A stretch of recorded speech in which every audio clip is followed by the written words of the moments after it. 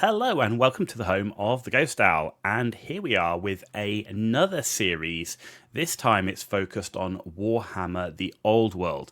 So for those that aren't aware, Warhammer the Old World is a return to the original lore and world of Warhammer Fantasy Battle before Age of Sigmar, and with it brings essentially a new game for the tabletop, but is a return to the style of Warhammer Fantasy Battle with rank and file.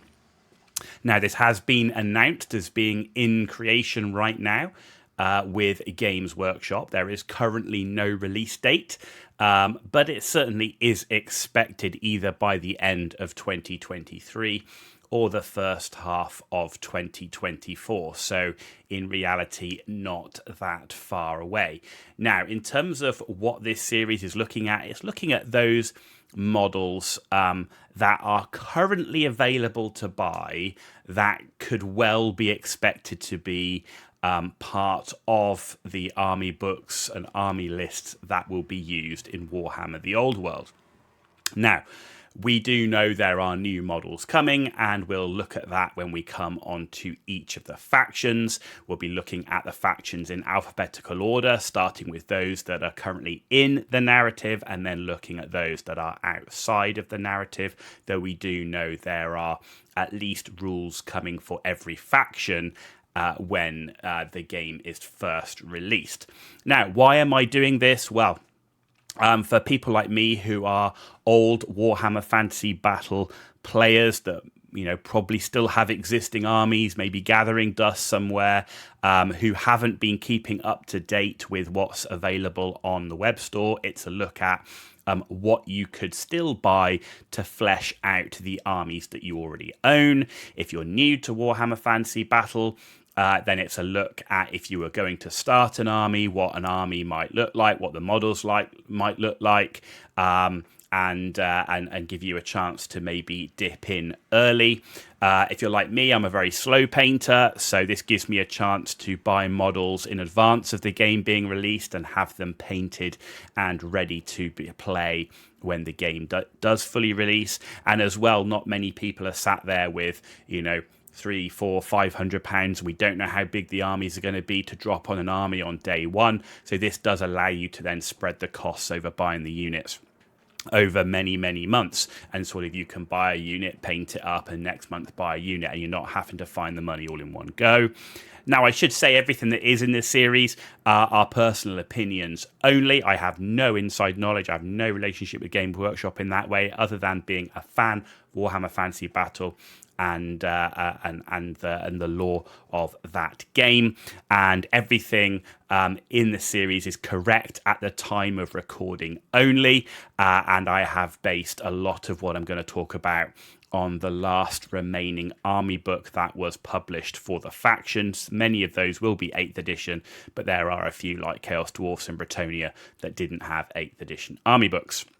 Now, before we get into it, other miniatures are available. You can find, obviously, the old classic miniatures that are no longer available to buy from Games Workshop on eBay, for example. You've got other manufacturers that you can use as counts as, such as DS Vault with their sort of Crusaders and Templars and so on, Kings of War.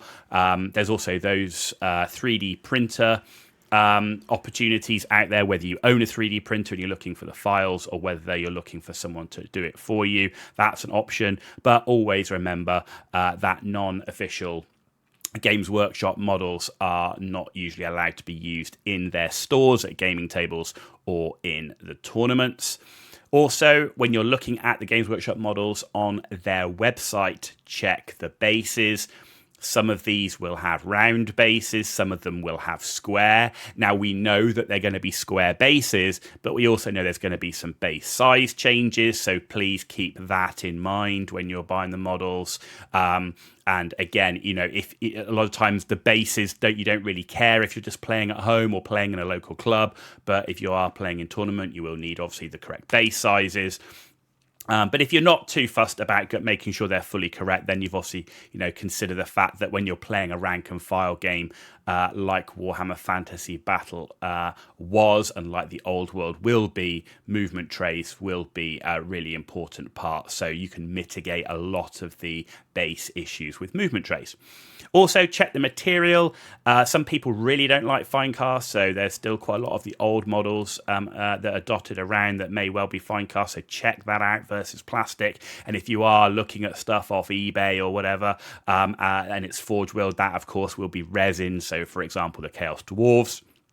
And overall, given what we know about Warhammer the Old World, the timeline it's going to be set in, I would avoid buying named characters unless there's a nostalgia thing. There will surely be rules, even if Games Workshop doesn't do it. The fan base will provide rules for some of those characters that you might have played in the past.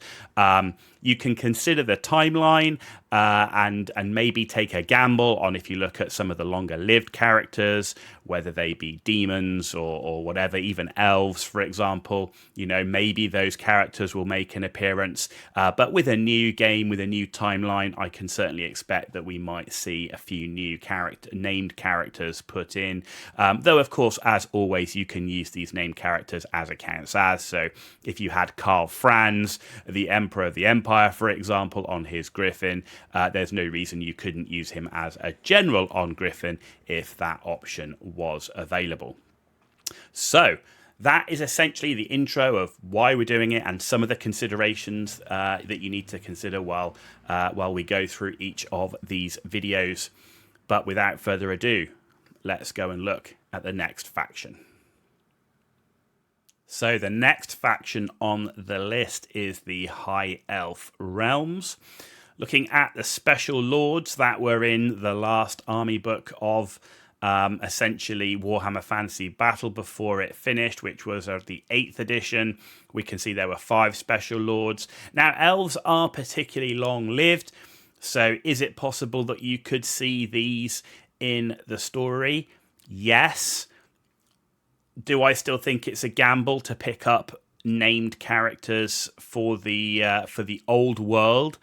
Yes, I still wouldn't go for these characters, and they're not available from Games Workshop, but I still wouldn't go hunting them down unless you really want to get hold of the character and potentially play it with player written rules as opposed to official rules. I think there's a very, very strong chance that for nearly every faction you're going to see special characters, named characters and heroes which are new to the setting. That said, when you come on to Lords, Princes, Archmages and Lawmasters of Hoth are not currently available. However, you still can pick up an Anointed of Azurion. Essentially, you would have to buy the Frostheart or the Flamespire Phoenix kit, and then you can either build the Anointed on the Phoenix, or you can build him on foot, as is shown in the picture there. So that is an option, something to consider. Maybe a smart person could come up with some sort of magnetized scenario for that. I'm not sure how easy that is to do.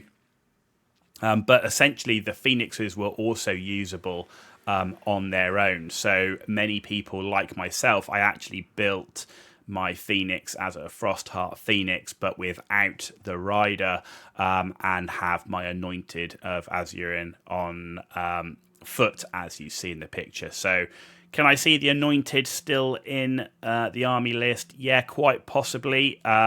It's not the most iconic in terms of a lord for a high elf army, so it may or may not be in. But I can definitely see the Phoenix is in. So if you're buying a Phoenix to have a Phoenix, why wouldn't you build this guy on foot anyway? And if nothing else, potentially you could use him as a prince, kind of counts as anyway. If we look at our heroes, special heroes with Corhill and Caradrian, again, not recommending to go and find those. Heroes, nobles, mages, dragon mages of Calador, Lothern sea helms, and handmaidens of the Everqueen. None of them currently available on Games Workshop's website. In terms of core units for the High Elf realms, spearmen, archers, Lothern sea guards, silverhelms, and Illyrian reavers. None of them available on Games Workshop's website. So as we can see at the moment, the High Elves, so far from all the videos we have done, are most in need of miniatures. I think there's the potential. A lot of the High Elf miniatures were in plastic, like the Dragon Mages, for example, the Spearmen, the Sea Guard, Silverhelms, Illyrian Reavers were all in plastic. And in fact, Illyrian Reavers and Sea Guard were a key part of the starter box, the Island of Blood. So absolutely, we could potentially see some of these older kits coming back, and I think that's already been mentioned that some of the older kits may well come back and be available to purchase. So the High Elves may suddenly have a boost to the units that are available. But if you're looking at starting early, which is the purpose of these videos, to look at what's available to buy now, either to get started on that painting or to save money and essentially spread money out over time, the High Elves are in a bit of dire need of units. Special units is not much better. The Lion Chariots and White Lions are not available. The Sword Masters of Hoth, not available. Dragon Princes of Calador, Lothern, Skycutters, Tyrannot Chariots, all not available. But what is available is the Shadow Warriors. You can pick up 10 of those for £32.50. That is a joint kit. Is that a joint kit with the Sisters of Avalon, maybe, I think? But I seem to remember that being a joint kit. And then there was the Phoenix Guard. They're currently available, 10 for £32.50. I think the Shadow Warriors and Phoenix Guard are all quite likely to be in the army list. The Shadow Warriors from Nagarath, the Phoenix Guard, obviously, being the essentially elite infantry of the High Elves. I can absolutely see these units being in.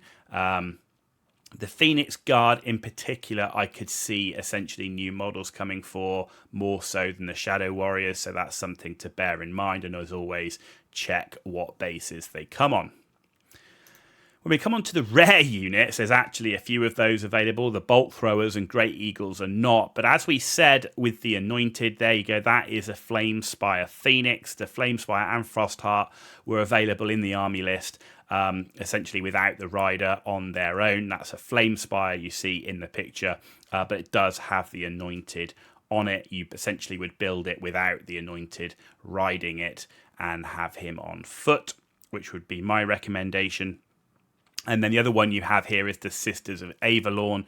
They're known as Sisters of the Watch on the website. You get 10 of those for £32.50.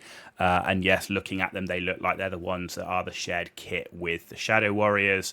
And again, I can absolutely see these being in the army list. They're quite a key unit if you think about a rare unit. They have sort of magic ranged arrow weapons, so add something different into a High Elf army. So, and again, plastic kit is a dual kit, currently available, expected to be available when the Old World is released, and therefore do quite highly expect it to make the army list. So as we've seen, the High Elves actually have the least models so far that of factions that we've looked at available to buy in advance of the Old World coming out.